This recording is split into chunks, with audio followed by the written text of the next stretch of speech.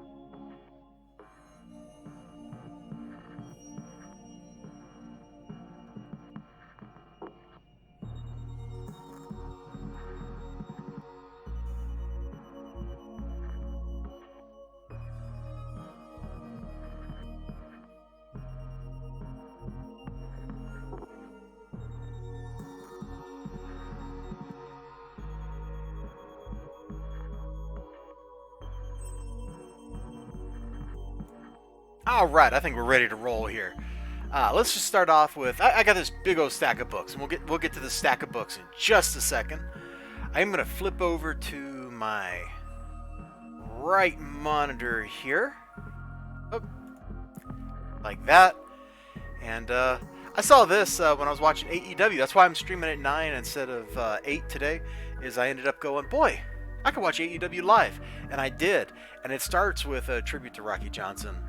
Father of the Rock, absolutely legendary wrestler. In fact, oh my god, it says legendary wrestler. Now it just sounds like I'm reading that. He's a fantastic wrestler. A little bit before my time. Like I'm pretty sure I saw him on like WWF in the 80s a little bit. That's not why we clicked over here. We clicked over here because of this, man. I got home, got ready to have dinner. Like, was this like 2.5 hours ago, something like that? And I'm not kidding. When I say I got a giant stack of Alterna books, I absolutely mean it. That is so not the right screen to be on. There we go. All right, let me get this stuff. I just want to isolate this stack of books down to just Alterna. So we'll just put these over here. So we got that. Well, that's DC. What do you? Oh, you're Dark Horse. That's a Marvel True Believer book. Okay, hold on. This is an Alterna book. Alterna. That looks like a Marvel book. We'll put that over here. You don't need to look at that right now. Alterna. Don't worry. We're going to look at all these. I'm just kind of making sure that these are all Alterna. So far, they're looking that way. Yeah, they are. Okay. So let's just see how many Alterna comics came in. Now, normally Alterna puts out like 4 or 5 books a month. Essentially a book a week. They just drop them all at the same time instead of spreading them out. I'm sure that's because of the way Diamond handles stuff. So anyway, I have not got my Alterna comic shipment in for this month, so I haven't got my books from Peter Samedi yet. In fact, while you're looking at that really cool Wicked Righteous cover, which is really cool looking, let me go check where that is.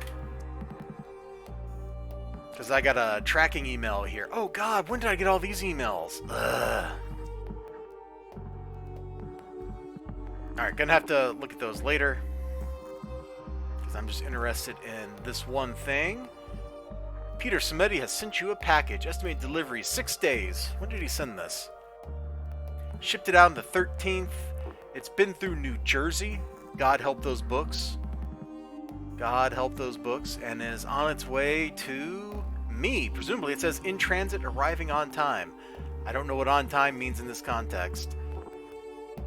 Now this shipment is also correlated to my 12 Days of Alterna thing. So let me see if Indiegogo, if their tracker has something different, because they use a different tracker for the same number. Nope, it literally just says in transit arriving on time. Okay, well, I guess that settles that, doesn't it?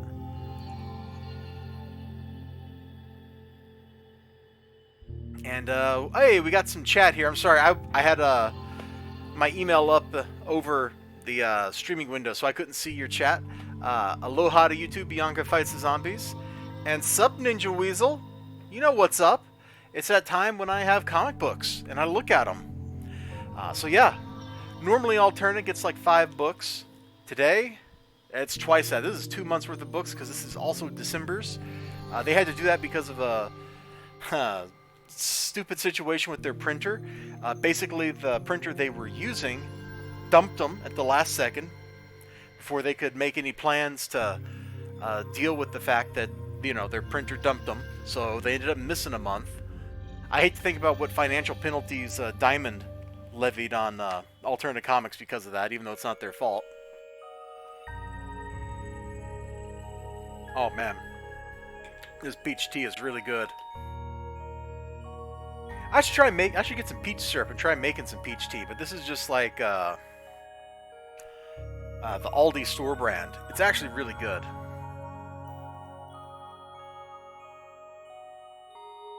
I wonder what kind of syrups I have downstairs anyway. I got them for coffee, and then I never use them. So, let's get through this gigantic stack of Alterna stuff, because there's a ton of stuff here. And frankly, I've lost track of what all's supposed to be in here. Alright, so we got, and in case you missed it, number 11. This is from last month, I think. Reprinting Mr. Crypt number 3. I actually own Mr. Crypt number 3. Oh, Voidwalker. Nobody tell Mad Mori that I got Voidwalker. He will be jealous. He will absolutely be at least a little bit jealous because he loved number 1, and I've got number 2, and I don't think he does. Sorry, couldn't resist it. Mighty Mascot 100-page giant, because, you know, why not? Why not? Apparently my shop man, when I told him I want everything Alterna, took it literally. And so now, I got it. I don't know what new stuff is in the back. Hold on. Because I have the 3 issues. Which, it's a very silly book about, like, food mascots and product mascots fighting evil. They've been brought to life with, like, Chemical X or whatever. And, oh, I forget what she is. What her company is. Oh, Province of Pools. I'm going to say the Land of Lakes girl. She's kind of awesome. She rocks. So what's in the back that's different? There's a preview for the actual Roger back here.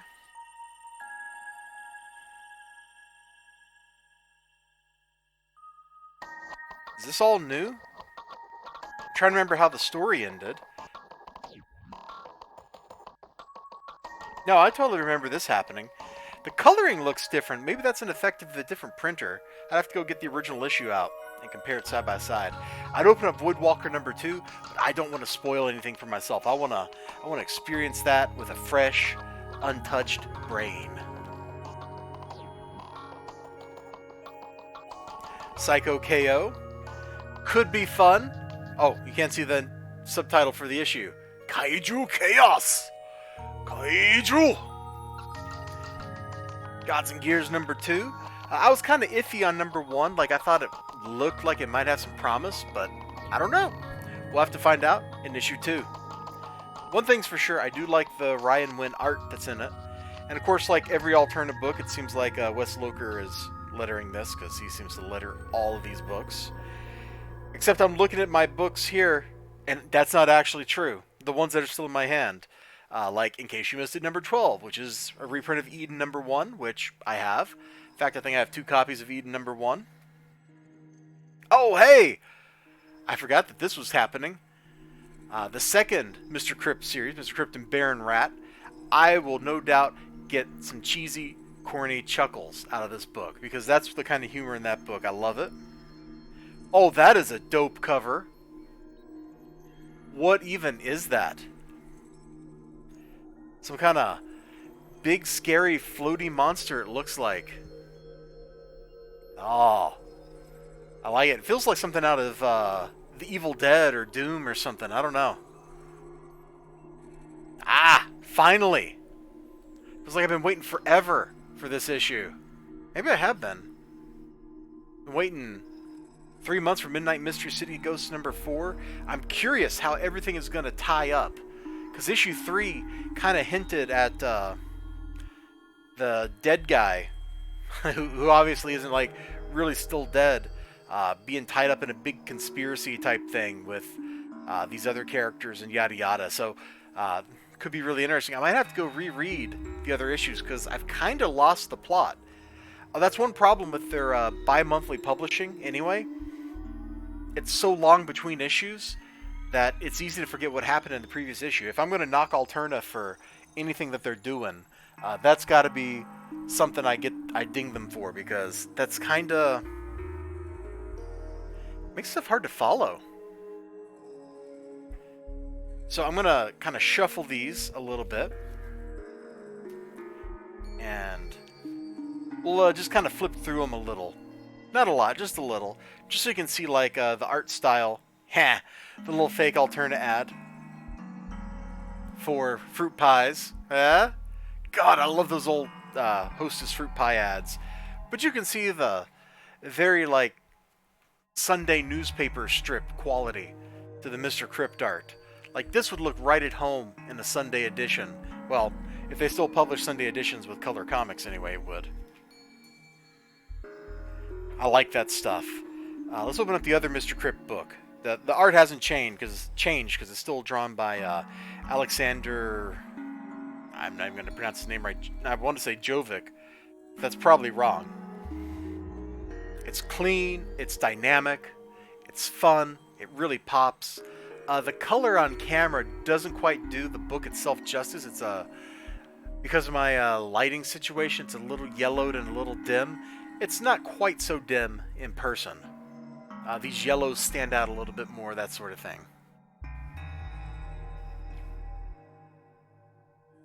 I will be so dang happy when winter is over and sunlight returns, and then there's the off chance that maybe we can have some fleeting moments of sunlight coming in through the window when I'm talking about stuff like this.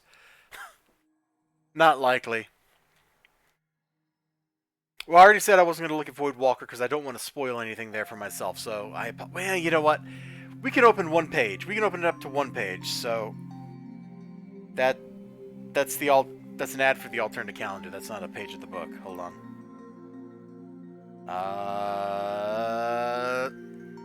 Right here. That's also not the thing. That's an ad. Oh my God. He's holding an eyeball! What is even going on in this book? This book is disgusting. It's like, issue 1 was like the Guyver, like that kind of madness combined with like Spawn as an idea. I expect the series to continue that way. If it doesn't, I will be sorely disappointed. Let's see, we've already looked at Mighty Mascots. Let me just crack this open, because I was like trying to see like, what new stuff is there in the back, and it doesn't feel like there's much of anything new. I wonder if it says. I'm going to flip through it off camera, so I don't like show the whole book and get a copyright strike. Not that I think Peter Smeddy would strike me, but he would be well within his rights if I literally flipped through the whole book in front of you.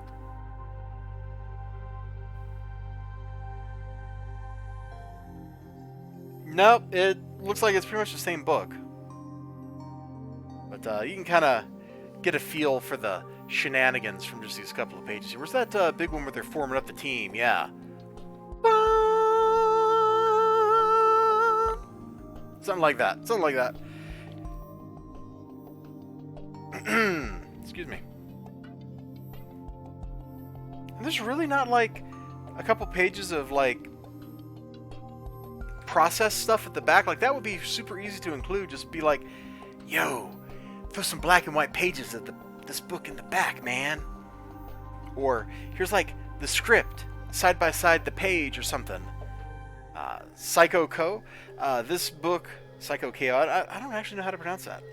It's got real clean lines. It looks like a Hanna-Barbera cartoon.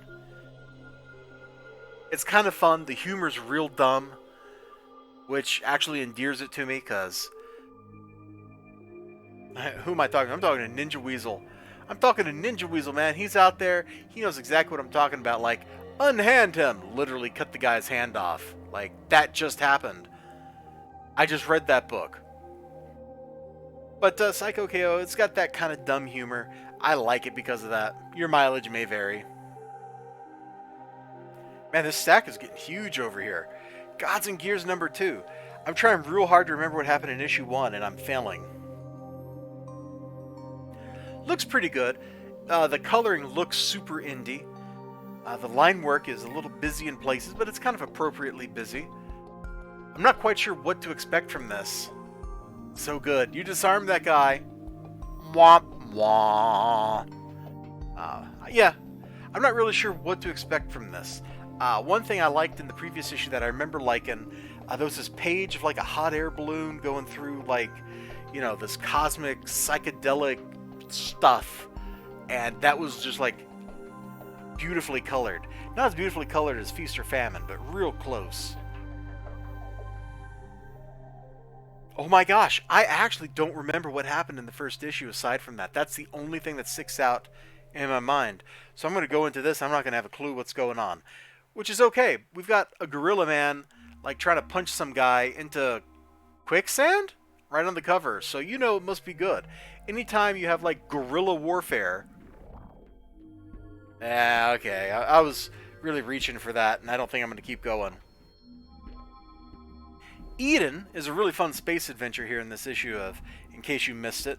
There's lots of crazy stuff going on. There's a little bit of high concept happening. The relationships between the characters seem pretty good. They develop in an interesting way. The ending is kind of a surprise. If you haven't bought Eden, you know, now's the time to get on board. 99 cents for the reprint. How can you possibly go wrong? I don't think you can. Everything about this looks good. The art itself is good. The writing paces itself well. It pulls you in. The coloring is good. It's one of the few books from Alterna that Wes Loker did not letter. You don't see his name on the cover. But don't worry. Don't worry. Don't let that stop you, because it's good. Next up, it came out on a Wednesday, #10. It came out on a Wednesday is an anthology series. So there's going to be a bunch of random little stories in here. You can kind of see some of the stuff that's on offer. Mr. Crypt. There's always a one-pager for Mr. Crypt in these things. Some story named Turf War with Wintland. That's the Red Koi guy. And of course Wes Loker. Rob Geronimo wrote Agent 87 Returns. I didn't think the first Agent 87 story was super strong, but we'll see how this one goes. Can we keep him? I'm not sure I recognize either of those names.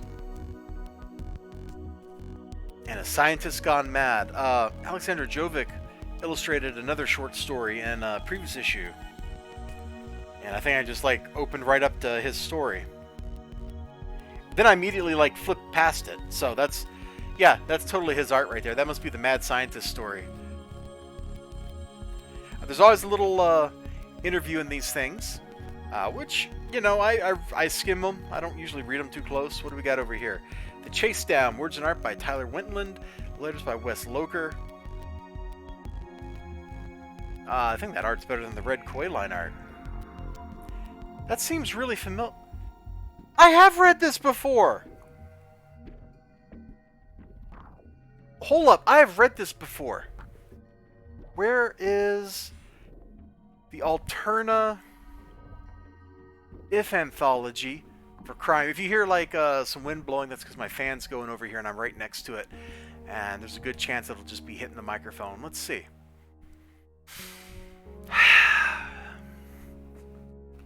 See, there's the Superpower If Anthology.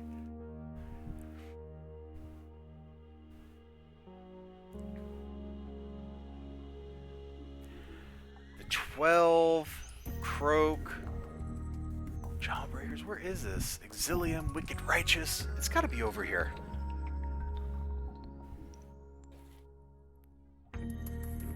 Except I don't see it.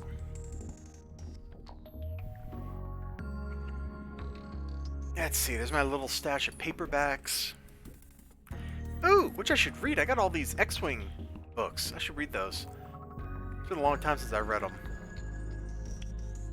Well, I guess I won't be busting that out because I sure don't see an anthology over here. I see every other Alterna book,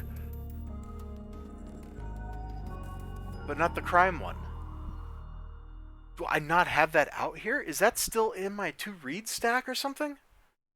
That doesn't make sense because I read that a long time ago.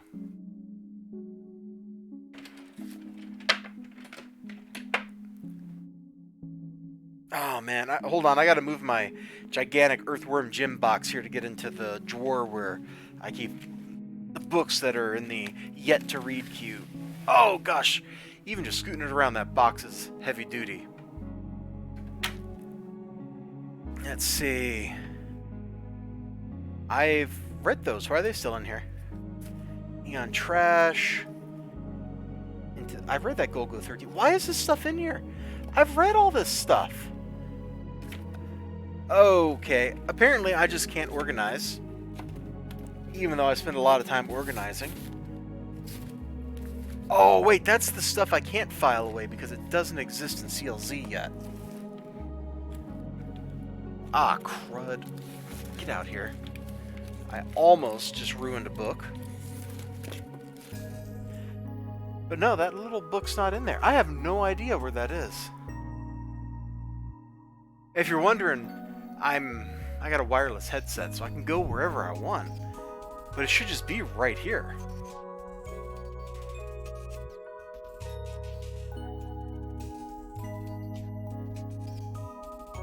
This is really bothering me, by the way, that I can't find something. It's not like hiding behind this photograph, is it? Ooh, I should read that sometime. I've got a really nice edition. You know, I can just bring that over here. I got this thing. Totally unrelated. I should read it sometime. Because it's got some stories in it I don't think I've read before. And better than that, I've got another... I got this really nice Lovecraft compilation. I keep it at work. But I got this one for... I think this is for Christmas. It's really, really cool. It's got like, it's not really foil, but it's got like an inlay on it. It's a very nice book. Gilded pages. I should flip through it and see if there's stories in there I haven't read. Even if there are ones that I have read, I should just read it again. Most of that's good stuff. But yes, I have apparently just completely... Of course, it's in my manga box. Those little Alterna anthology books are manga-sized, so they fit in this thing. That's where they're at. Yeah, there's Fubar. It's in here somewhere. We'll get to the bottom of this. Here we go. If 2017 Crime. I'm going to find this story, because I guarantee this story that nobody actually cares about except for me is in here. So what was it called? The Chase Down. I think it was one of the first stories. There it is.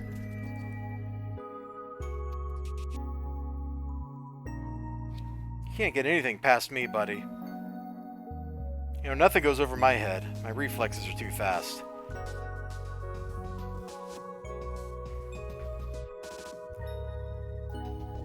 Got him! I don't know why I had to do that and go through this whole exercise, but I did. It's always funny when I recognize something like that. I would have got my whole little manga box down, but the thing is,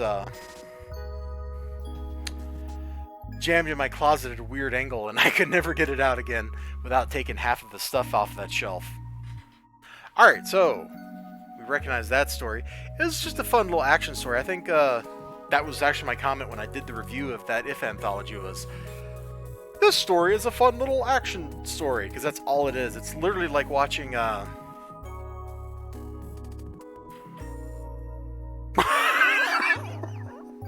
hey, hey, hey. Bad ninja. Bad.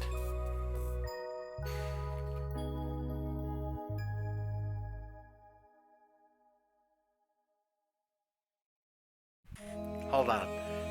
I thought that lady... You mean the guy with the beard?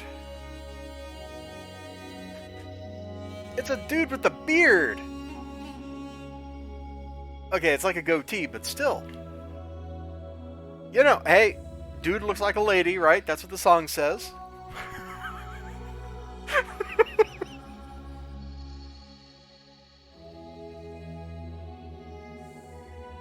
Oh, I had to mute myself because I was giggling too much. Alright. Devil of a Time. The art in Midnight Mystery very much looks kind of like somebody took, in my opinion, Bruce Timm and combined Bruce Timm with some very classic, like Jack Kirby kind of styles in the line work, the facial construction, that sort of thing. It definitely seems somewhere in the middle. We looked at the word bubble. Yeah. I can tell. I can tell, Ninja. And the whole story kind of has actually very much like a Batman animated series sort of feel to it, except it's more paranormal than super heroic. But there's definitely like some influence there, which I've enjoyed every issue. This is... I'm trying to remember if the first miniseries was 3 or 4 issues. This is either issue 7 or 8 in the whole run. The mysteries are getting pretty deep. The mysteries are getting deep. I think that's pretty cool. Oh, hold on. I'm going to flip over to the frame because there was an event. Over here on Twitch, I got a follow. Yeah, you can see Cyban up there. Let me just play that notification so we get the little up in the corner, because that actually happened while I was offline. That was Mad Maury mentioned me in his stream chat, and because that was about the time that I was hanging out with him. So, got a Twitch follow there. Thank you very much. Not that you're here on YouTube, but you could be. And finally, Wicked Righteous Exodus with this crazy mask-covered cover. Mask-covered cover. You know what? I'll allow it. I don't really know how to describe this book. Like, if I just say, like, post-apocalyptic, that puts certain, like, preconceptions in your head, and they're not necessarily really true for what's going on here.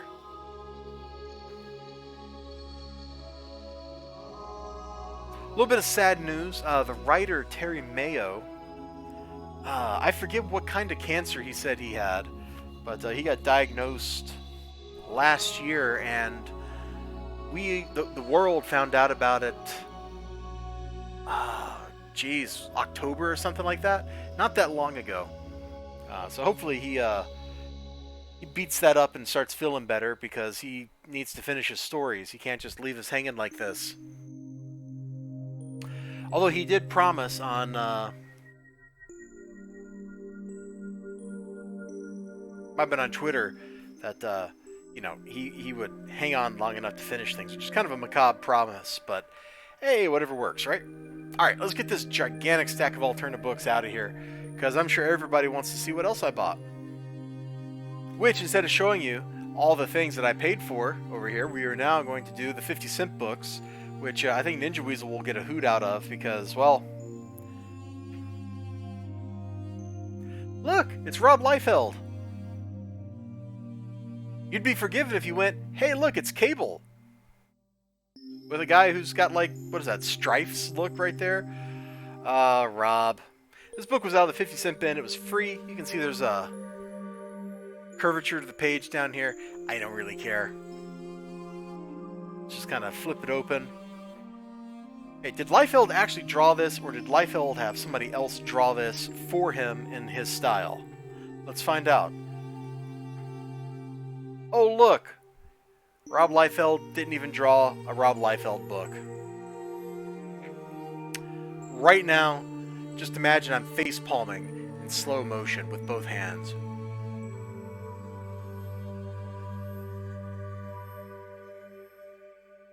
The palms have now made contact with the face. No feet checks out. You know, you're not wrong. But, you know, I've got a bunch of other Random Brigade issues. I don't think I have this one, so I thought, I saw this, and I was like, I might as well get it. What a splash page. Who knows why things are going badoom, but I like it. The badoom itself, that's actually really funly drawn. Yeah, funly. I said it. That's a word now. That just kind of... The art itself, the explosion, isn't that impressive, but the special effect on it, that text, that's pretty impressive. It's got a glow around it. It's got a stroke around it. That font is kind of like Feast of Flesh. It's got the textured feel on the insides of the letters. It's pretty cool. Especially for, what, 92? When was this written? August 92. Wow. I actually nailed it. Nailed it. I don't think anybody really cares about Brigade.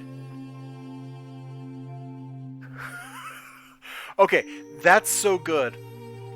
I'm going to roll over here, and I'm going to read this verbatim. I just imagine this artist sitting there, and Rob walks in like, "What are those?" They're feet, Mr. Liefeld. I will have none of that in my book. You're fired. Send in the next guy. Oh, wow, that's going to make me cough.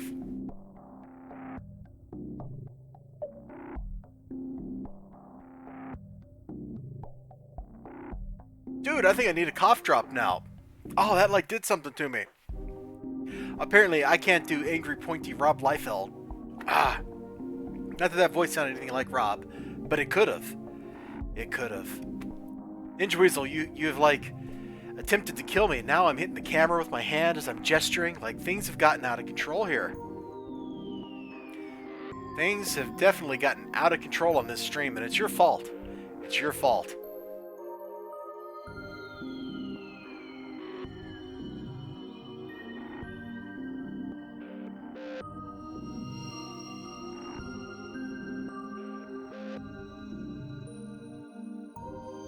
Sorry, I muted myself while I was fixing the camera there because I was afraid I was going to cough again. I can't believe you would do this to me. I can't believe you would do this. I almost don't want to show you the next book. Actually, the next 2 books because of that.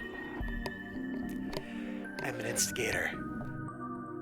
A 380 slug penetrator.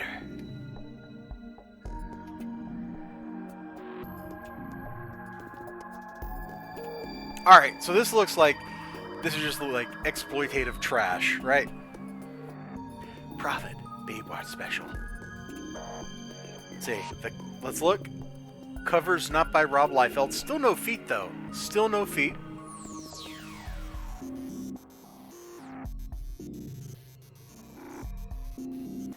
Well, that's a heck of a thing to open up to. Man, okay, hold up. We're going to roll this over here. Chuck Dixon gets around. This dude writes everything, man. Batman, his own stuff, a random book for Rob Liefeld. Like, this dude just gets around.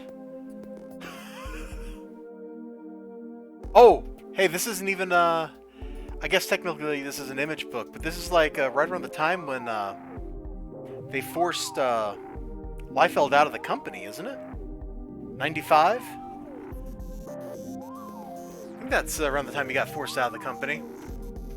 Yeah, that is a heck of a first page. Look at the weird anatomy on his pectoral muscles, dude. Like, I'm not quite sure what I'm looking at here. Let's see, Rob Liefeld, Wikipedia. What year did the Image founders force him out?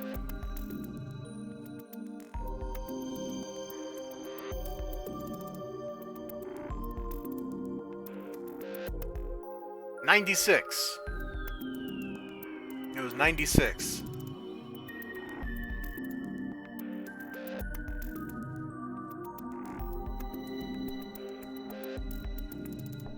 What a mess. What an absolute mess. Alright, let's flip over to something else in this book. And I conveniently plugged my headset back into the little power junction box thing here, so we should not get a beepy beepy. His will be done above all things.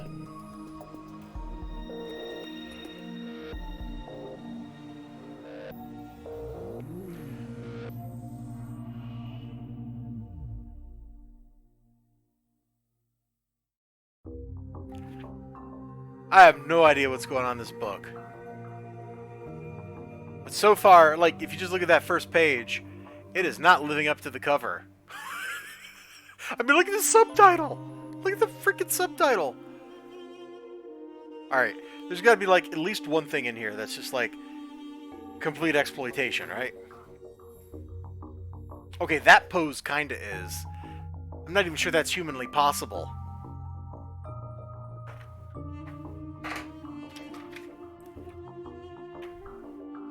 Oh, I left my pen at work.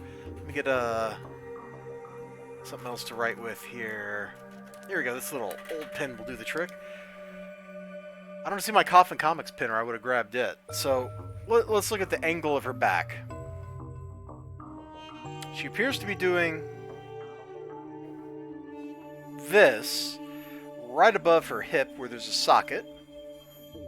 And it kind of goes like this, so that her head can be like that, which means her neck is here, but her shoulder is up here. No, the pauldron is obscuring it. Okay, so it's more like this. So her back is actually doing something like this. This is her collarbone right here. And this is her spinal column. Here, actually, it'd be better if I just drew from the midpoint. So we do...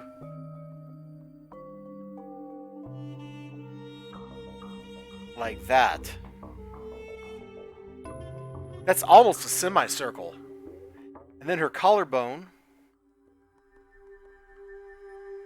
would sit like... no, that's too steep. It would sit like this angle. And then her head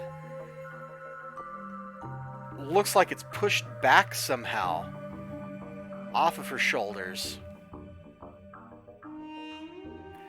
Then we've got the hip joint, which appears to actually be way up here. So the hip joint is actually somewhere up here, so that her leg can then... looks like this left leg has something like that, to where it vanishes behind a corpse. And her right leg, its hip joint is down here, and that's kicked out this way, and it vanishes behind the same corpse. So that corpse is actually like that, so nobody has to draw any feet.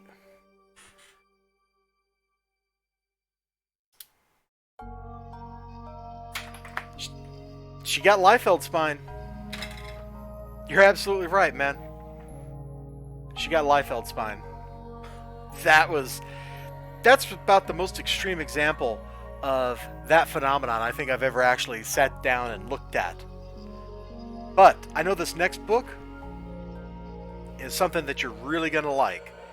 And I'm not talking about this ad on the back for Savage Dragon and Teenage Mutant Ninja Turtles, although that looks like a fun crossover toy line. No. What I'm talking about is...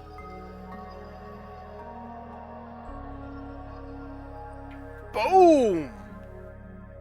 Uh-huh, Mr. Ninja Weasel. There you go, bro. I'm just gonna let that sink in for a second and take a sip of this peach tea.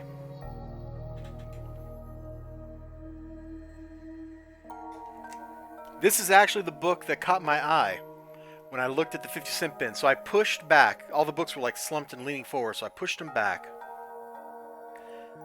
And I flipped, and I was getting ready to move to the next box. I was getting ready to be like, this one does not look promising. So I don't go digging through the boxes.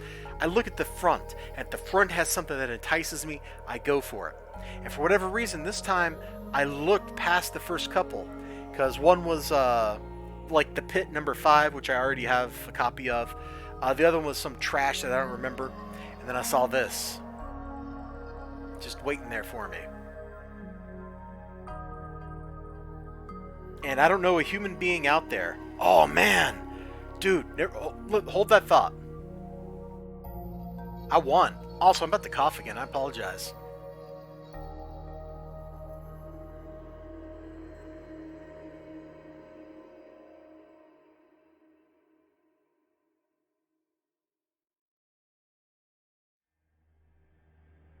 Dude, that was terrible. Alright. I really want this. I don't know who's drawing this, but I see 3 names right here, and I like all of them. But look at that sweet, sweet J. Scott Campbell art over here. I'm not sure that man has ever really drawn like a bad page. Maybe a bad panel every once in a while. But boy, he makes stuff look good. It's a shame that he's gone into the, reclusive life of somebody who just goes and draws cover art. Because the world, I was going to say I would really like, but no. The world would be a better place if he would just do interior art for his own book again. Yeah, dude, Grifter and She is awesome, man.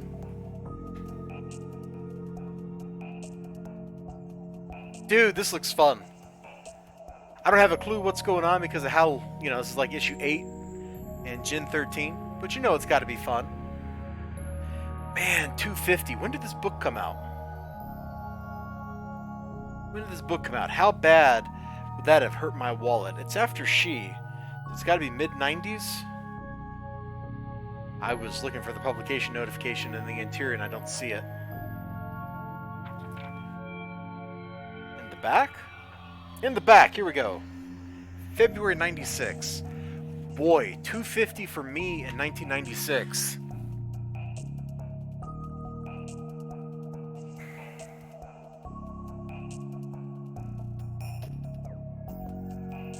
Yeah, no wonder I didn't buy comics in 1996. I think the only book I have from around that time period, and maybe it's a little later, or like that I bought at that time. I probably have like some random Spider-Man book, but the only one I'm really thinking of is when they did the Heroes Reborn stuff. I've got like the Fantastic Four #1 that came out from that. So anyway, I saw this. I had to have it. It's in actually pretty good shape. There's a couple little spine ticks. But for the price of free, how can I beat it? Like, I would have paid like, $2 or $3 for this if I was collecting Gen 13, which I'm not explicitly collecting, but kinda sorta. Alright, finally, I've made you all wait long enough. Let's look at the books I actually bought this week. So first up, okay, I guess technically I did buy all these Alterna books back here, but that's just Alterna books. Like, I'm going to get those. There's no surprises there. Marvel True Believer books. They're doing this stupid thing. The Criminally Insane. He's the Mandarin. I don't think you can really call the Mandarin criminally insane.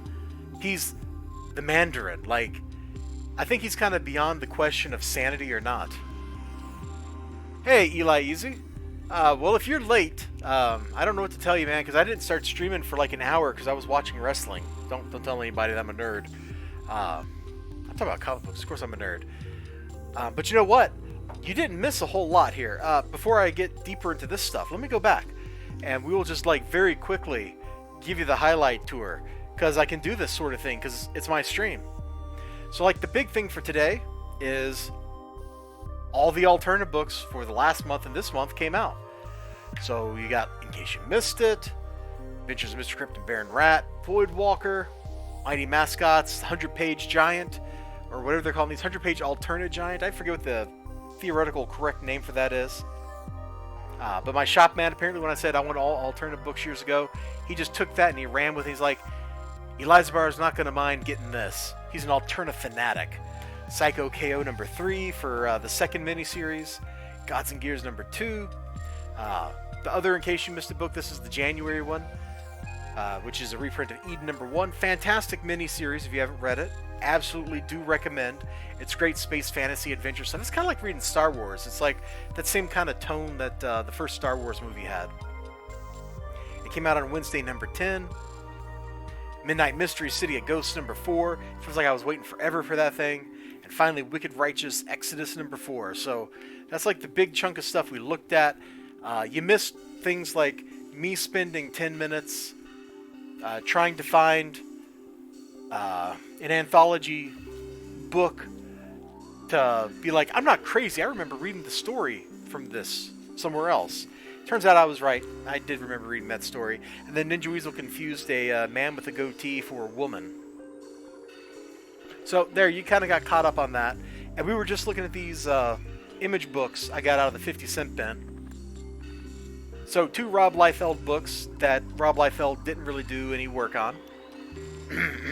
Okay, he plotted it, especially this one.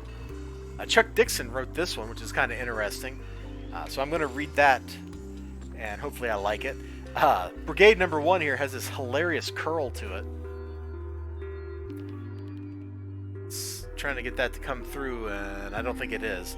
I guess the only way I can really illustrate it is by showing the way it springs up.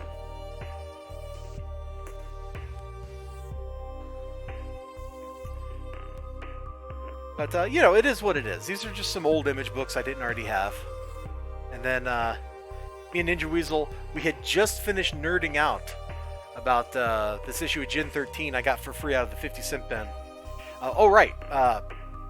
It's free because when you go to Graham Cracker Comics on a Wednesday, you get 3 books out of the 50-cent bin for free. You don't even have to buy anything. You just walk in the store, and they want you to take those books so they get them out of their inventory. But we were just nerding out over this and the J. Scott Campbell art and how good it looked. It's in pretty good shape. There's a couple little spine ticks, but nothing big. For free, this is fantastic. Crap ton of image books from a collection I bought. All cliffhanger stuff, yeah. Okay, we're going to go back to that for a second because I don't know this. Cliffhanger was an imprint of Wildstorm. Were they actually image books? Were they published through Image? They like use all the same mechanisms? The whole Wildstorm thing, that's such a mess. Like, I sort my Wildstorm books that don't have a big eye for Image like this one does. I just stick those in the DC boxes because I'm not gonna sit down and try to figure out where in my life DC bought Wildstorm from Jim Lee.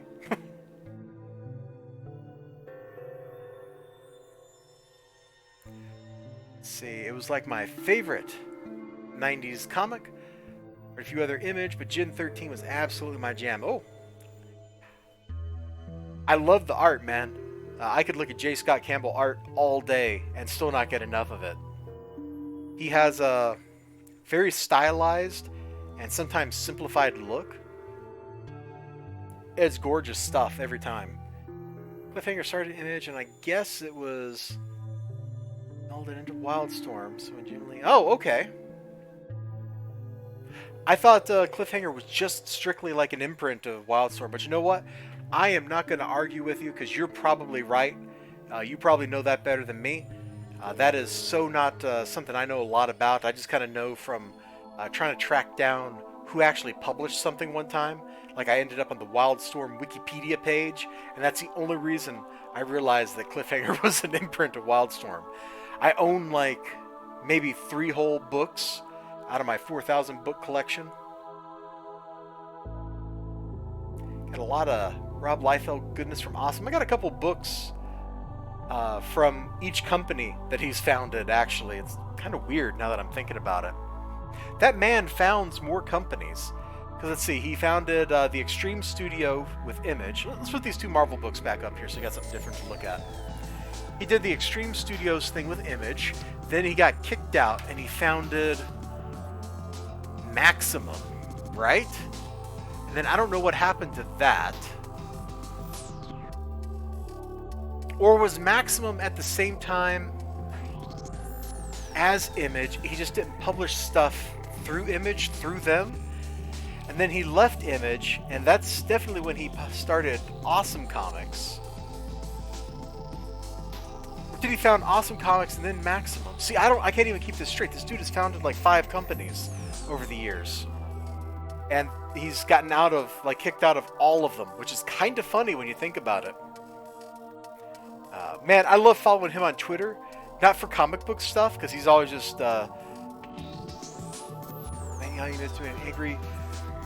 I don't know that my angry Rob Liefeld voice sounded like Rob Liefeld, but it was pretty good. And then it sent me into Maximum, then Awesome. Okay.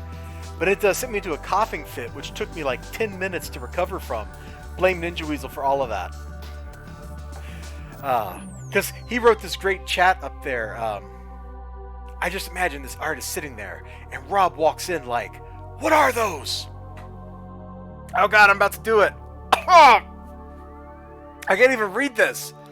They're feet. They're feet, Mr. Liefeld. I'll have none of that in my book. You're fired. Send in the next guy. The voice isn't the same, but that's as good as I can do because my throat hurts now. Blame you, Ninja Weasel.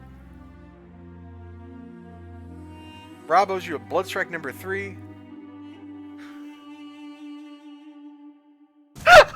So, I can't read the rest of that comment. Was there really no blood strike?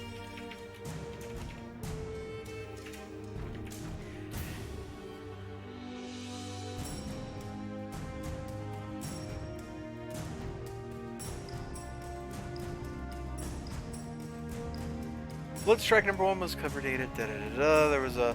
Oh, did you just not get that issue?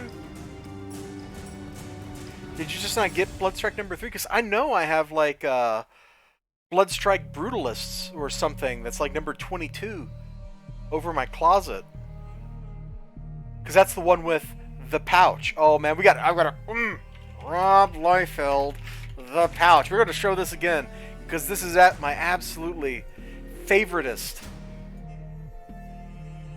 thing, man. Hold on, let's show right monitor. Let's show right monitor. This, I got this, man. This is like, I got this book and this one. It's the same issue, different covers, both Rob Liefeld through his store. And they're both signed by him. I got them in a hard plastic top loader. Which is actually what he shipped them in, come to think of it. But yeah, let me get back to where I can see the chat here, because I totally can't see the chat now. Ah, God, where did that window come from? Close, close!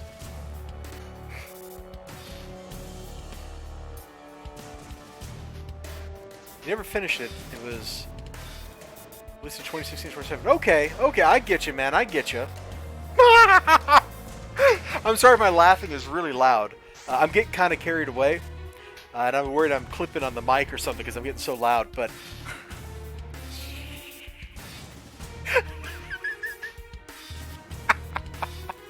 That's good stuff, man.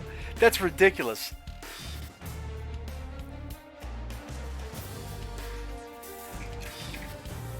God.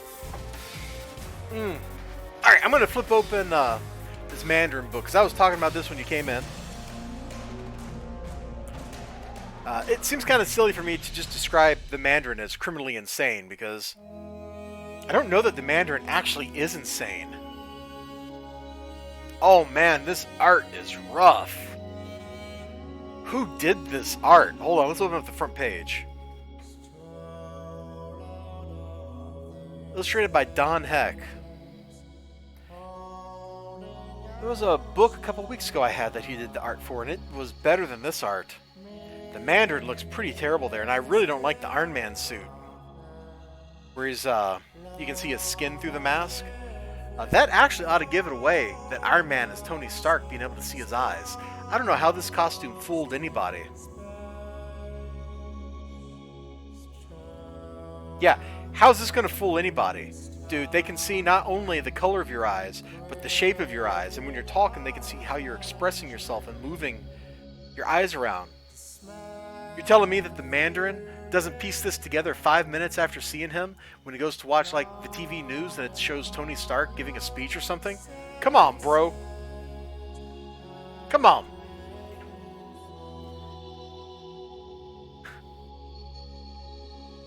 So that's some art right there. Yeah, wow. Go read those 2 issues. It is a stupid storyline, but it just never got finished. I think he published issue 3 and 2 issues of Youngblood as flip books that had nothing to do with the last story.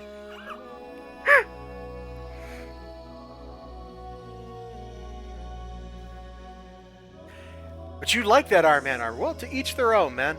To each their own. I think the eye thing is kind of goofy. Otherwise, I don't mind the suit so much. It's just the face mask I have a problem with. And also going to say it, Ben Kingsley as the Mandarin was amazing. Oh, dude. You've seen the short film, right? Where the real Mandarin sends a guy to kidnap Ben Kingsley's Mandarin out of the prison. I wish they had followed that up in a movie. I really do, because that would have been amazing. Watching Trevor, what's his name, weasel his way out of the actual Mandarin killing him. That might be my second favorite. Yeah. That might be my second favorite Marvel thing that they ever made. The number one favorite being that short film, Something Funny Happened on the Way to Thor's Hammer, where Agent Coulson just beats two guys up in a gas station. I love that short. I think that's an amazing little bit of 5-minute cinema. Yes! Yes! For people who are like just looking at the screen or listening, hold up. We're gonna flip this over so you can see this. Just as I finished saying it, Ninja Weasel, I saw a tick up here. The best Marvel short still Coulson at the gas station. Do we like throw up the horns for this or something, man? Like, I feel like that's totally appropriate at this point. AKA, get out of my brain, Ninja Weasel. You've known me for too long. He threw up the horns in text. Then we got Gypsy Moth, who I guess is her, and Spider-Woman. Ooh. At a Hollywood party, Spider-Woman confronts a strange new character. But is she friend or foe? I don't know. It says right up here, the criminally insane. You can't see it. I'm stroking my beard. Man, it feels so weird because I don't have a full beard. I've got stubble. Well, a very short beard. You never seen that? Oh, dude, you should check that out. Oh, I bet that's on YouTube. Somebody has to have put that on YouTube. Let me see if I can find that. Something Funny Happened on the way... No, on the way to Thor's Hammer. They don't even want to suggest it. You know this has to have happened. Yeah, Marvel one-shot short film. This has got to be it. This looks like it might be the whole thing, too. I'm not going to pull it up because I don't want to get copyright strike or something. But there's you a link to that. You can go check that out. Hopefully it's the whole film. It looks like it might be. Maybe it's not. Even if it's just like part of the fight scene. That'll be great. But that at least gives you like the name for the short, so you can go find it, man. It was included as an extra on... Was it the Thor DVD? I don't remember, Ninja Weasel. You probably know. Absolutely check that out, though. It's great. And yes, you're absolutely correct. The Ravencroft thing is why all these books that they've done lately... Hold on, I got a couple previous weeks' worth of stuff here, too. It's why all these books that they've been putting out are the criminally insane. Whoever's. These are all people that are locked up in, you know, their version of Arkham Asylum. Although I don't really know if all the Masters of Evil really count as criminally insane, but Baron Zemo certainly counts as criminally insane most of the time. Let's flip this open and see what we get. Wow! Look at the party dress in the top right. Where did that come from? You couldn't put somebody in that in a Marvel comic today. It was on the Captain America Blu-ray? Okay. See, Ninja Weasel, if I don't know it, he probably does. This is why we make a good team. You could not draw this in a modern Marvel comic.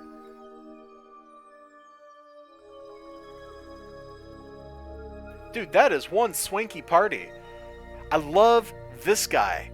What is up with that outfit? Holy moly. Even by the standards of like the late 70s, which is I think when this book was originally published, that is a crazy outfit.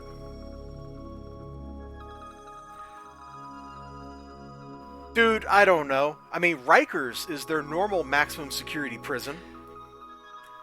They shove everybody on Rikers Island. Let's Google Ravencroft Marvel. The Ravencroft Institute. Oh, you know what? We can totally show screen. We have the power, the technology. The Ravencroft Institute for the Criminally Insane was built, had been seen as cursed. Nice. Ha! And it was built to hold Cortland Cassidy, boy, I wonder if he's related to Cletus Cassidy.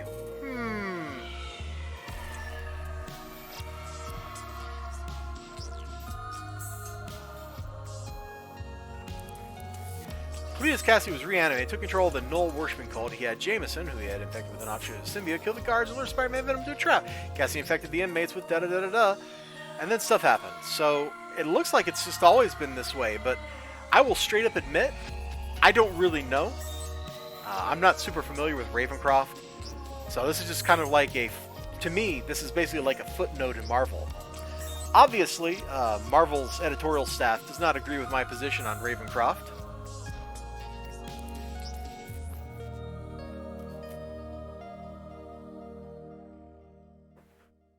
That dress must have been a problem back then? No, dude. Nobody cared. Like, I'm not kidding. No one cared. Let's see, this is in Spider-Woman number 10 from a 1978 series, so that's probably late in 78 or in the middle of 79, depending on when it was first published. Nobody cared. The Comics Code Authority would make a change, like, hey, it's not acceptable unless you do this, that kind of stuff. And then after that, no one cared.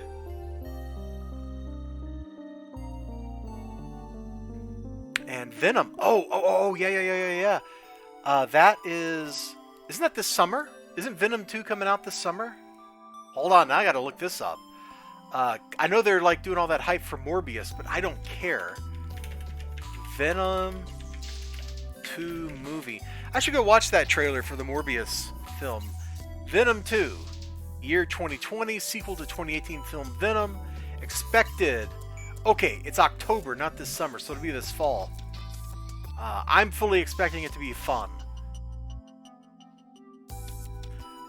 The original movie, it had some serious problems, but it did two things that I thought it did, or there were two things I thought it did really well. Thing number one, it said, hey, Joss Whedon, go away. And then it just did its own thing, and it had fun doing its own thing. Which, to me, this feels kind of funny to say that I had fun watching that movie, and I thought it was okay, because I was one of the people who mocked it relentlessly, at least like in my own head. So as far as made it work by just introducing spider-villains and solo films, yes, surprisingly. I don't really care about the Morbius film, but I think it's actually going to be okay. I don't know what other films they got in the works. Oh, I did see. I haven't watched the Morbius trailer, but I saw people talking about it, and Michael Keaton, he's going to play the Vulture in it. That's super cool. Like, he's reprising his role from the MCU Spider-Man films. He's going to come be the Vulture. I love it. Michael Keaton, not only is he my favorite Batman, but he nails the kind of indifferent rich guy thing, like, perfectly. But his turn as the Vulture, his turn as the villain in that RoboCop remake from 2014, like, Michael Keaton actually plays a really good supervillain type character. So I am, that's the only thing I am hyped for in Morbius, is seeing his turn as the Vulture. Yeah, see? Ninja Weasel's in my head again. We're all brain sharing here. We're brain sharing. Alright, I got 3 more books here. And I'm going to lay them down just in order of the stack. So it's actually from the bottom of the stack to the front. So this is not in any preferential order. This is just how they were stacked up. On the card, we see figure out who's... Yes! Yes! Okay, I just said yes to both of your statements right there. One, what Ninja Weasel said about that moment when you see him figure out who Spider-Man is when he realizes that. Oh, Michael Keaton. I used to think he was a terrible actor. Go watch Multiplicity or something with him from decades ago. That's like after Beetlejuice and Batman, but before his more recent work. Like, I didn't like his work back then. But then in that RoboCop movie as the Vulture, like, he blew it away. He took the barn doors and he exploded them with the force of his skill. And then the second statement, I want a Dark Knight movie with Michael Keaton as Batman. I do too. The Titans TV show, this is kind of on a similar topic, probably messed up by not casting Michael Keaton as Bruce Wayne, like as a cameo or something. Like, just pay the man his money, have him roll in. The show's not about him, you know? You can show him in stock footage, like after that, anytime that Dick is sitting around thinking, bleep Batman, because he's an edgy boy. Similarly, you want a Dark Knight movie with Michael Keaton? I want a Batman Beyond movie with Michael Keaton as Old Man Bruce. Like, I think that would be fantastic. He was gonna nail that role. Either way, the old Bruce Wayne in either of those kind of films. Like, I am down for either one. Personally, I would like the Batman Beyond because I love Batman Beyond and the setting and all that. But I would be super happy with the Dark Knight movie with him. Just to be absolutely clear, like, I am on the same wavelength. I just have another additional wavelength that I also enjoy.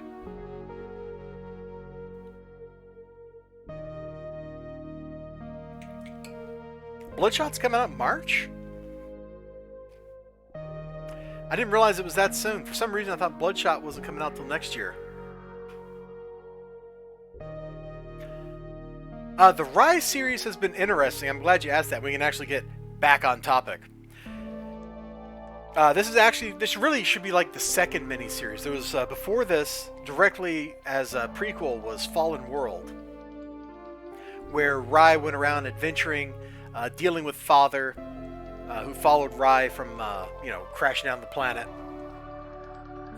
Bloodshot looks so bad.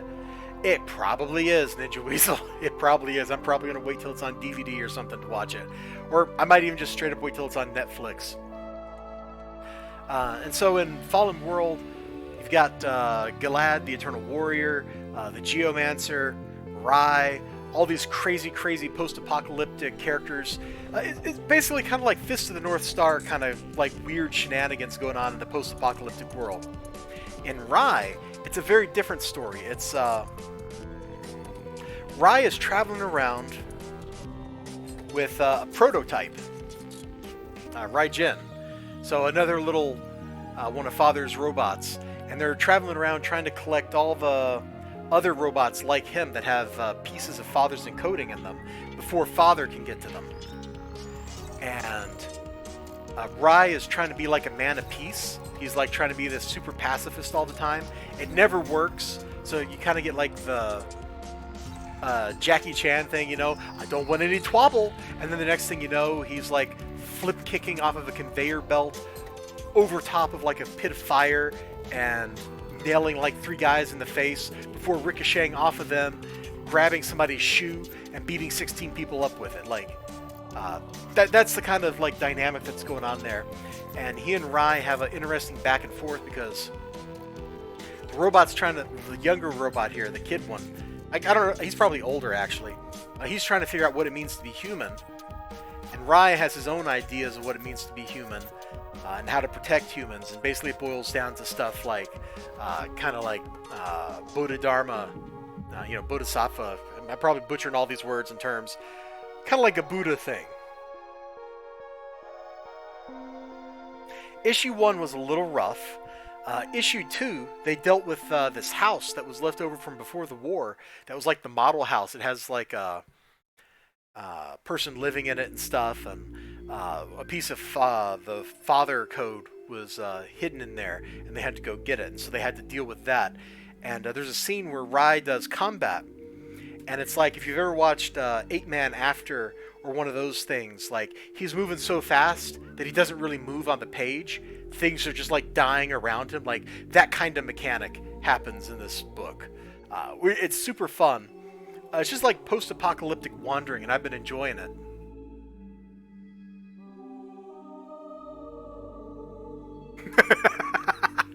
Wish Rai went back with the sideburns rather than this Rai in the Future Force hippie Rai. Yeah, I get what you mean, man. I've been having fun with this book. If you like Rai, I suspect you're probably going to like it because he absolutely gets like some pure face-wrecking kind of stuff going on. Look at this giant bat spider. I don't even know what that is. I'm not going to look at that anymore because I don't want to spoil it. But he absolutely like gets some great moments. I got it because I like Dan Abnett's writing, and he's the writer on this, just like he was on Fallen World. Yeah, and right now, oh, you're into Bloodshot too. Since you're into Bloodshot, kind of the villain of the book is because it comes out of Fallen World, where so this is I'm spoiling Fallen World for you, but I guess it's already kind of spoiled by the fact that you know what they're doing here, so you know kind of what the impetus is. But Father, the AI from New Japan or whatever, Neo Japan, whatever it was called, he took over Bloodshot's body. So Bloodshot is actually Father, and he's making clones of himself and sending them out to do his bidding and stuff. It's really fun and crazy, and there's a little bit of like high concept in it that they're trying to explore. Whether they're doing it well or not, I don't know that I can actually say, but it's a fun ride. It's a fun ride.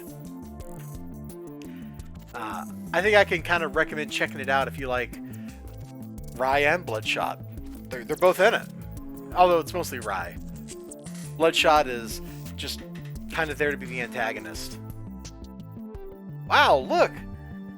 It's a book from a major publisher! Those True Believer books don't count. Yeah, I actually bought a full-price DC comic. Justice League Odyssey. I don't know that I like the cover that much. I mean, it's kind of cool looking, but the trade dress is lacking. This is probably like the Virgin variant or something, because my shop man seems to think I like those. And the last issue ended with them meeting this character here, who is I'm Gamma Knife or whatever, and that was kind of lame. But there's like some crazy, since I'm talking about like crazy high concept stuff, there's absolutely some crazy high concept stuff happening in this book, because it's literally the end of the DC Comics universe. Not like a little pitiful metaphorical end, like, you know, the Anti-Monitor rolling in to destroy reality or something. No. It's like the actual end, because the multiverse is breaking down.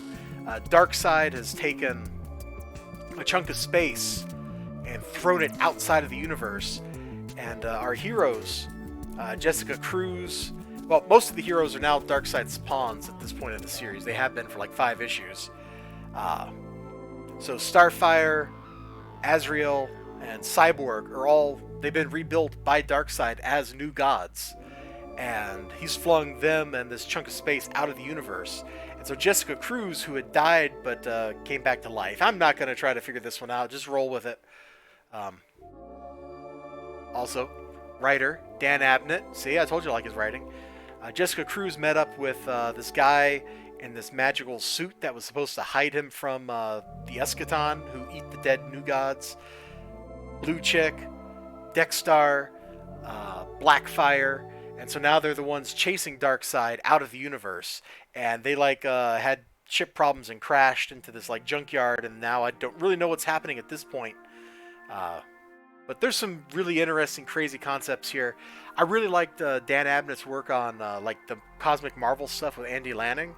And this is absolutely kind of in a very similar vein to that kind of material. So if you like that kind of stuff, this is a really cool book to get into. Sadly, I'm still mad at them because when this book was new, they sold it on the basis of Stephan Cedric's art. Stephan? God, I'm going to butcher his name forever, but they sold it on his art. Like the first 2 issues were done by him. It's absolutely gorgeous, and then they like ordered rewrites, and because of the rewrites, everything that he had drawn for the next like 5 issues had to get thrown away. And other artists came on, they just haven't been as good. Fortunately, they got a new writer, and that writer, Dan Abnett, has been a lot better. He's been writing it since like issue 8 or something. It's been fantastic. It's weird, but fantastic. Good book, good series. It's weird that it's an ongoing. This feels like it should have been a mini-series, though, like if I'm totally honest. Oh, and You're the Villain kind of tie-in, like Darkseid 1. So, You're the Villain. There we go. Finally, one more book. It's from Dark Horse. Oh, I just spoiled it. It's got a Predator on the cover. Yeah, Aliens vs. Predator. Thicker than blood. So, in issue 1, there's this passenger liner. It got too close to a Yautja planet, however you pronounce their name. And they attacked, and they basically killed everybody on board because they're trespassing.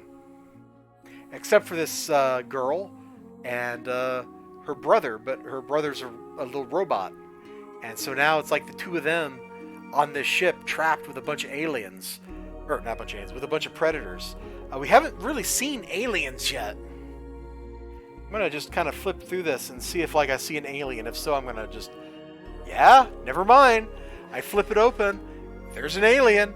We have alien sign. So I guess Alien vs. Predator actually is true.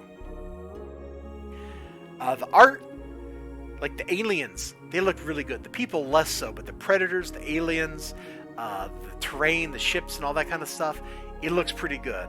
I'm less enchanted with the way the people look, but I think it's going to be a great ride. My shop man, I didn't pre-order this. He just stuck it in my box.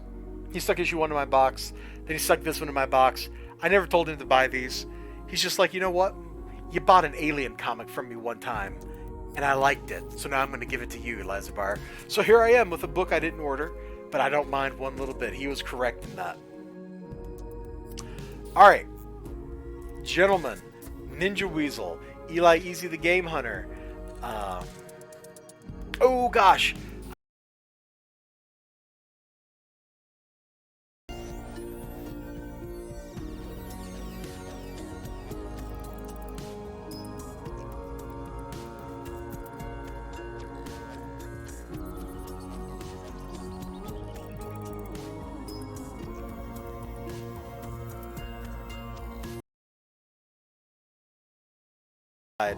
Hello, my headset died. I don't know what the last thing I said was that you heard. I was just laughing at your comment. Dark Horse should rename themselves AVP Comics because they only publish Alien and Predator. That's not entirely true. They also publish Empowered, which I think there's a new volume of coming out this year because Adam Warren keeps talking about it. They also have that Burger Books imprint, which publishes stuff by TV writers that's supposed to be like, you know, more adult focused or whatever. And I got in on some of that with Girl in the Bay, which is a weird book. She Could Fly, both miniseries. That was a trash book. Both miniseries were. It was absolute hot garbage. But having just said that, to your point, yeah, you're kind of right. You absolutely are. Anyway, I was trying to say goodbye. I was just thanking all of you for being here and hanging out with me for an hour and 15 minutes. And then I noticed my mic, or I noticed that the headset sound ended, which it also just ended, but that's because the playlist ended. So thank you all for being here. I need to go. After doing that Liefeld voice thing, my voice, my throat doesn't feel quite right. And I feel like I'm having to strain to talk, which isn't good when you're trying to talk a lot. So Eli Easy, Ninja Weasel, Bianca Fights the Robots. Oh, please tell me I got that right. Fights the Zombies. Zombies are not robots. Bianca Fights the Zombies. Thank you so much for hanging out with me. All the lurkers who've come in, because I've watched my viewer count go up and down and up and down. Thank you so much for hanging out with me when you could hang out with me. I appreciate it. I know there are a lot of people, a lot of events, a lot of stuff out there competing for your time. So choosing to spend a few minutes with me here and there, it means a lot to me. So take care of yourselves. I'll see you all next time. At least I sure hope so. And until then, bye-bye. I'm going to wait a few seconds after this wave finishes, and I see it on my little preview. Then I know it's going to be safe to end the stream. So bye-bye.